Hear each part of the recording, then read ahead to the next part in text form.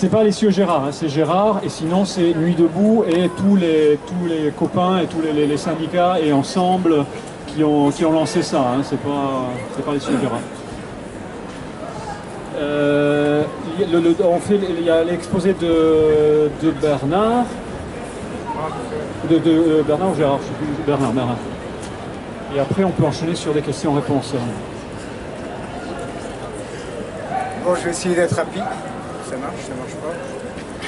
Vous m'entendez là? Oui. Bon, je vais essayer d'être rapide. Alors je me présente. 48 28 611 R. Pardon, je me croyais à Pôle emploi. Je m'appelle Bernard, je suis chômeur. J'appartiens au comité national des privés d'emploi et précaires de la CGT. Alors, bon, je vais essayer de vous présenter rapidement le comité. Enfin, d'abord, le pourquoi du comité. Ça semble des évidences, enfin, je pense que c'est des évidences pour tout le monde. C'est la nécessité de regrouper les chômeurs pour la défense, enfin, pour la défense d'un certain nombre de droits dont je vais parler un peu plus tout à l'heure.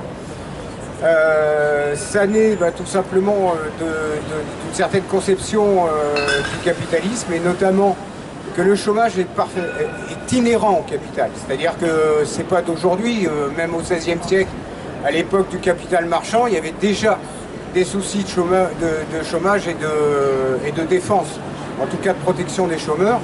Ça a continué en 1791, etc. etc. Aujourd'hui, la particularité, parce que le privé d'emploi et précaire est une évolution d'un comité qui existait déjà de lutte et de défense des droits des chômeurs, qui était créé en 78 au sein de la CGT.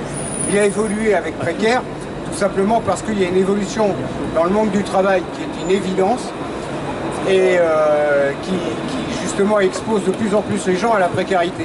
Alors, je vais juste vous prendre quelques exemples qui sont issus du dernier rapport de la Cour européenne du droit du travail. C'est plus les pays, enfin plus le chômage est fort dans les pays, et notamment en Roumanie, c'est un exemple qui m'a choqué, donc je vais vous en parler. La Roumanie, il y a plus de 3 millions de travailleurs indépendants. Parmi ces 3 millions de travailleurs indépendants, il y en a 1,5 million qui exercent exactement la même activité pour la même entreprise que quand ils étaient salariés. Ça veut donc dire que concrètement, cette évolution du chômage, ça veut juste dire que les entreprises utilisent des gens pour casser les prix du salariat, carrément. Concrètement, en Espagne, se pose de plus en plus la question des droits sociaux des travailleurs indépendants, parce qu'ils deviennent un nombre incroyable.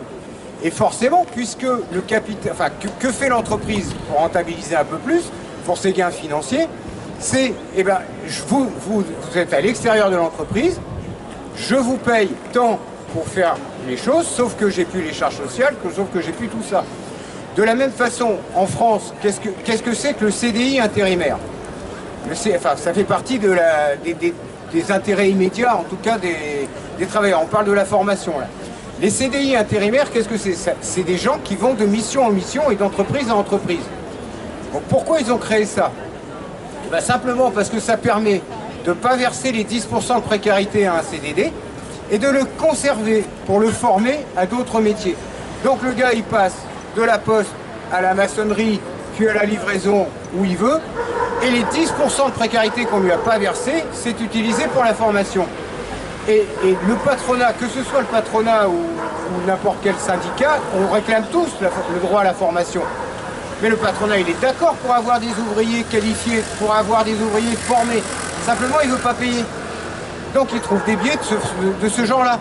Quand vous voyez que les budgets... On était récemment au conseil régional à Marseille pour intervenir sur les restrictions budgétaires, notamment sur l'AFPA. À l'AFPA, ils sont en train de casser le budget et de casser le service public en plus. Mais ce budget-là, ils le réutilisent. Il ne faut pas croire que ce qu'ils nous enlèvent, ils ne l'utilisent pas pour la formation, mais ils l'utilisent pour de la formation privée. C'est la même chose pour Pôle emploi. Pôle emploi, lorsque moi je suis arrivé à Pôle emploi en début d'année, on m'a tout de suite orienté sur un truc qui s'appelle Active Projet, qui est sous-traité. C'est l'ESCOM à Nice qui le traite, etc., etc. Donc, tout ça, enfin, alors, dans nos objectifs, bien sûr qu'il y a les intérêts immédiats qu'on défend, mais si j'ai rejoint un syndicat, c'est aussi parce que ces intérêts-là, on peut les défendre dans le système actuel de représentativité.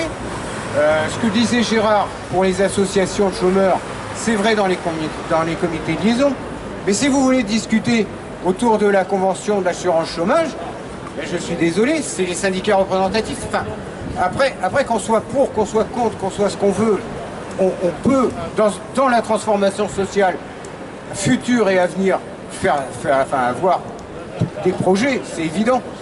Mais dans le concret, aujourd'hui, si on veut défendre le chômeur, je vois très mal comment on peut s'organiser en dehors d'un syndicat.